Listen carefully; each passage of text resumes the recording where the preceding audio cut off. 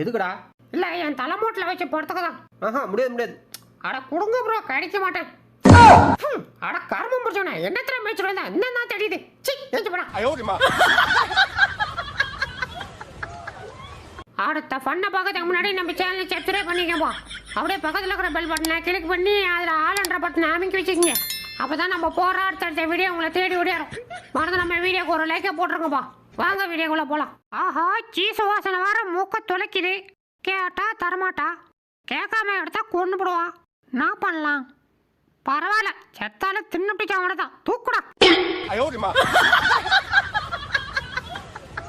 என்ன டைம் ஆச்சு, இன்னும் பாங்க சொல்லாமல் இருக்காங்க.